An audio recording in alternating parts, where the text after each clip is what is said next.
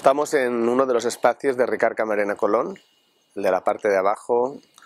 El proyecto de Ricard Camarena Colón va a estar sobre todo sustentado en dos grandes patas. Por una parte la formación, tanto la interna nuestra como la de gente que venga de fuera, y el desarrollo de producto a través de Ricard Camarena Lab.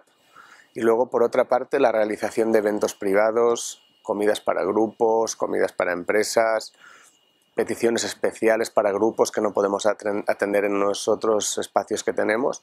Entonces aquí no va a ser un restaurante al uso abierto al público, sino que solo va a estar abierto bajo petición y previo acuerdo de algún tipo de menú que tenemos.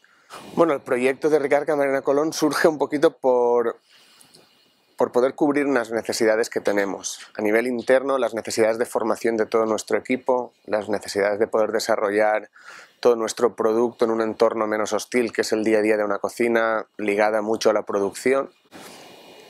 O sea, por esta parte teníamos unas necesidades que creo que vamos a poder colmar con la creación de Ricard Camarena Lab, una aula perfectamente equipada para el desarrollo de nuestro producto, para la formación de nuestro personal cuando haya cambios en carta, para traer gente de fuera que pueda formar a nuestro personal y también para poder dar formación a otros cocineros, a gente aficionada del mundillo, a gente que le interesa lo que hacemos. A través de ahí vamos a canalizar todas estas funciones.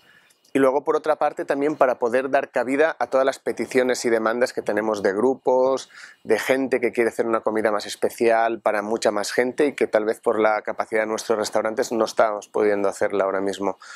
Así que en un mismo espacio hemos podido realmente satisfacer unas necesidades que teníamos y que por la estructura de nuestro negocio no podíamos acabar de hacer de una manera óptima. Estuvimos buscando por varios sitios, sí que queríamos que fuera un sitio especial, un sitio que estuviera céntrico, que tuviera paso de gente, que nos sintiéramos arropados por la ciudad y por el centro de la ciudad, ¿no?